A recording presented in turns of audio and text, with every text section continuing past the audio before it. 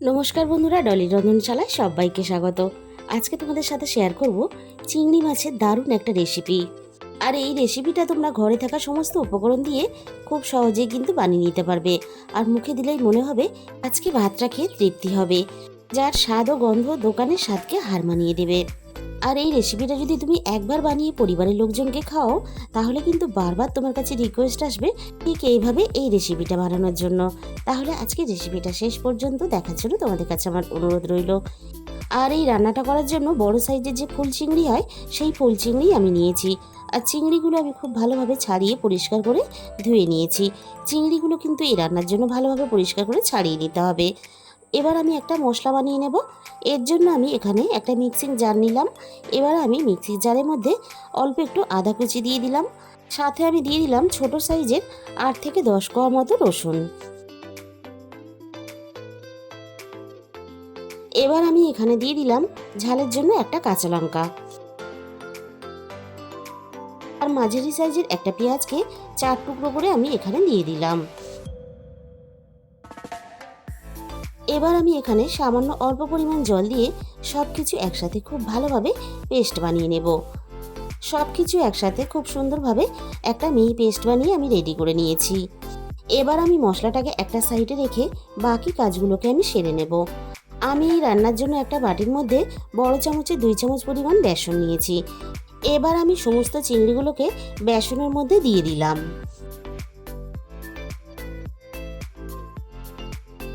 এবার আমি এখানে স্বাদ মতো লবণ দিয়ে দিলাম।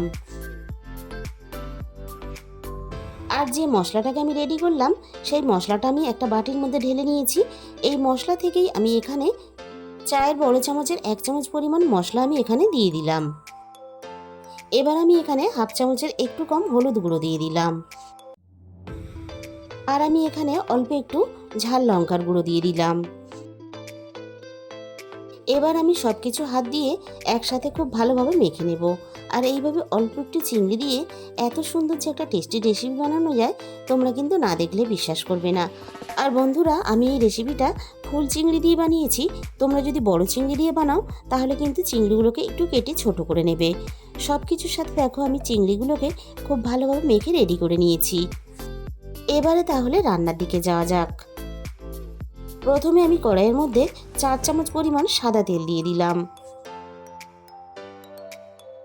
এবার আমি তেলটাকে একটু নাড়িয়ে চাড়িয়ে কড়াইয়ের চারিদিকে লাগিয়ে তেলটাকে আমি খুব ভালোভাবে গরম করে নেব। তেলটা আমি খুব ভালোভাবে গরম করে নিয়ে এবার আমি অল্প অল্প করে চিংড়ির বড়াগুলোকে তেলের মধ্যে দিয়ে দেব। বড়াগুলো ভাজার সময় কিন্তু গ্যাসের ফ্লেমটা মিডিয়ামের থেকে একটু লোতে রাখবে। যেহেতু চিংড়ি, তাই খুব ভালোভাবে কিন্তু ভাজা হতে হবে। চিংড়ির সমস্ত বড়াগুলোকে আমি তেলের মধ্যে এভাবে ছোট ছোট করে দিয়ে দিলাম। আর এই চিংড়ির বড়াগুলো আমি অল্প তেলে ভাজছি। তোমরা চাইলে কিন্তু এগুলোকে ডুবো তেলেও ভেজে নিতে পারো। একটা সাইড ভালোভাবে হয়ে যাওয়ার পরে অপর সাইডটাও আমি এইভাবে উল্টে দিলাম, যাতে অপর সাইডটাও খুব ভালোভাবে ভাজা হয়ে যায়। আর সবগুলো বড়া আমি ঠিক একইভাবে উল্টে পাল্টে ভাজা করে নেব। আর বন্ধুরা, এই রান্নাটা করতে কিন্তু খুব বেশি চিংড়িরও প্রয়োজন হয় না। অল্প একটু চিংড়ি দিয়েই কিন্তু দারুণ একটা টেস্টি রেসিপি তোমরা খুব সহজেই বানিয়ে নিতে পারবে। আর এই সময় কিন্তু বাজারে প্রচুর পরিমাণ ফুল চিংড়ি আসে। তাই একদিন হলেও তোমরা এই রেসিপিটা বাড়িতে অবশ্যই ট্রাই করে দেখো। দামি দামি মাছ বা মাংসের স্বাদকে কিন্তু হার মানিয়ে দেবে। সমস্ত চিংড়ির বড়াগুলো আমি নেড়ে চেড়ে খুব ভালোভাবে ভেজে নিয়েছি। এবার আমি সমস্ত বড়াগুলোকে তেলে থেকে ছেঁকে তুলে নেব। এবার ওই একই তেলের মধ্যে ফোড়নে আমি আন্দাজ মতো হাফ চামচ পরিমাণ কালো জিরে দিয়ে দিলাম। কালো জিরের মিষ্টি একটা সুন্দর গন্ধ বেরিয়ে আসার সাথে সাথে যে মশলাটা আমরা পেস্ট করে রেখেছিলাম, সেই পেস্ট করা মশলাটা আমি দিয়ে দিলাম।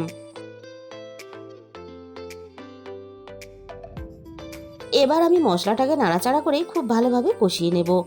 এতে আদা রসুনের কাঁচা গন্ধটাও চলে যাবে, আর তার সাথে সাথে কিন্তু পেঁয়াজেরও কাঁচা গন্ধটা চলে যাবে। আমি সব কিছু একসাথে নাড়াচাড়া করে মিনিট 2 মতো খুব ভালোভাবে কষিয়ে নিয়েছি। একটা ছোট সাইজের টমেটো আমি পেস্ট করে রেখে দিয়েছিলাম। পেস্ট করা টমেটোটাকে আমি দিয়ে দিলাম। এবার আমি রান্নার স্বাদ মতো লবণটা দিয়ে দিলাম। এবার আমি টমেটোটাকে নাড়াচাড়া করে মিনিট খানেকের মতো কষিয়ে নেব। টমেটোর মধ্যে যে জলটা আছে, সেই জলটাকে আমি টানিয়ে নেব। টমেটোটাকে আমি নাড়াচাড়া করে কষিয়ে নিয়েছি। এবার আমি একে একে এখানে গুঁড়ো মশলাগুলো দিয়ে দেব। প্রথমে আমি দিয়ে দিলাম হাফ চামচের মতো হলুদ গুঁড়ো, আর সাথে আমি এখানে দিয়ে দিলাম হাফ চামচ পরিমাণ ঝাল লঙ্কার গুঁড়ো। লঙ্কার গুঁড়োটা কিন্তু অবশ্যই নিজেদের স্বাদ মতো ব্যবহার করবে। এবার আমি এখানে দিয়ে দিলাম হাফ চামচ পরিমাণ ধনে গুঁড়ো, আর দিয়ে দেব হাফ চামচ পরিমাণ জিরে গুঁড়ো। এবার আমি সমস্ত মশলা নাড়াচাড়া করে খুব ভালোভাবে হাতের সময় নিয়ে একটু কষিয়ে নেব। আর মশলা যত ভালোভাবে কষাবে রান্নার স্বাদ কিন্তু ততই বেশি ভালো হবে। মশলাটা আমি ততক্ষণই কষাবো এখানে যতক্ষণ না মশলা থেকে সুন্দরভাবে তেলটা ছেড়ে বেরিয়ে আসে। আর মশলাটা কষানোর সময় অবশ্যই গ্যাসের ফ্লেমটা একেবারে লোতে দিয়ে রাখবে, তা না হলে মশলাটা কিন্তু তলা থেকে লেগে পুড়ে যেতে পারে। মশলাটা আমি খুব সুন্দর করে কষিয়ে এখানে রেডি করে নিয়েছি। মশলা থেকে খুব ভালোভাবে তেলটাও আলাদা হতে শুরু করে দিয়েছে।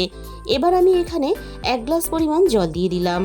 জলের সাথে সমস্ত মশলা নাড়াচাড়া করে খুব ভালোভাবে মিশিয়ে দেব। আর এই রান্নাটা কিন্তু খুব বেশি ঝোলও হবে না, আবার খুব বেশি শুকনো শুকনোও হবে না, বেশ একটু গামাখা করে রান্নাটা করে নিতে হবে। এবার আমি গ্রেভিটাকে খুব ভালোভাবে ফুটতে দেব। গ্রেভিটা আমি এখানে মিনিট 5 মতো খুব ভালোভাবে ফুটিয়ে রেডি করে নিয়েছি। এবার আমি একে একে চিংড়ির বড়াগুলোকে গ্রেভির মধ্যে দিয়ে দেব।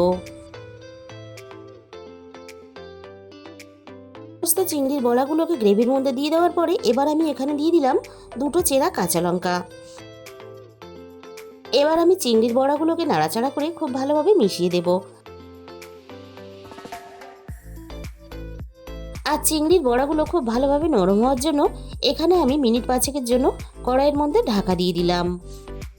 মিনিট 5 মতো আমি রান্নাটা করে নিয়েছি। এবার কড়াই থেকে আমি ঢাকাটাকে সরিয়ে নিলাম। এবার আমি রান্নাটাকে একটু নাড়াচাড়া করে নেব। আর চিংড়ির বড়াগুলো দেখো বেশ কিন্তু নরম হয়ে গেছে, এখানে গ্রেভিটাও কিন্তু বেশ গাঢ় হয়ে গেছে। রান্নাটা কিন্তু আমার পুরোপুরি প্রায় রেডি হয়ে গেছে। এবার আমি সব শেষে দিয়ে দিলাম হাফ চামচ পরিমাণ গরম মশলার গুঁড়ো। গরম মশলার গুঁড়োটা দিয়ে আমি নাড়াচাড়া করে খুব ভালোভাবে মিশিয়ে নেব। আর এই রেসিপিটা বানিয়ে তোমরা কিন্তু ভাত রুটি সব কিছুর সাথেই খেতে পারবে। আর বন্ধুরা, একদিন হলো তোমরা এই রেসিপিটা বাড়িতে অবশ্যই ট্রাই করে দেখো। আর তোমাদের কেমন লাগলো কমেন্টের মাধ্যমে জানিও। গরম মশলার গুঁড়োটা আমি নাড়াচাড়া করে খুব ভালোভাবে মিশিয়ে নিয়েছি। আর গরম গরম ভাতের জন্য কিন্তু আমাদের রেডি হয়ে গেল দারুণ টেস্টি মুখরোচক একটা চিংড়ির রেসিপি। তাহলে বন্ধুরা, আজকের এই রেসিপিটা ভালো লাগলে প্লিজ একটা ভিডিওতে লাইক করে দিও, আর নিজেদের বন্ধুদের মধ্যে প্রচুর প্রচুর শেয়ার করে দিও। আর যে সমস্ত আমার চ্যানেলের নতুন বন্ধুরা এখনও পর্যন্ত আমার চ্যানেলটাকে সাবস্ক্রাইব করনি, এরকম নতুন নতুন সহজ সরল রেসিপি পেতে অবশ্যই আমার চ্যানেলটাকে সাবস্ক্রাইব করে পাশে থাকা বেল আইকনটা অল করে দিও। তাহলে আমি যখনই কোনো নতুন রেসিপি আপলোড করব সবার আগে তোমার কাছে পৌঁছে যাবে। আর তোমাদের মূল্যবান সময় দিয়ে আমার এই রেসিপিটা দেখার জন্য তোমাদের সবাইকে অসংখ্য ধন্যবাদ।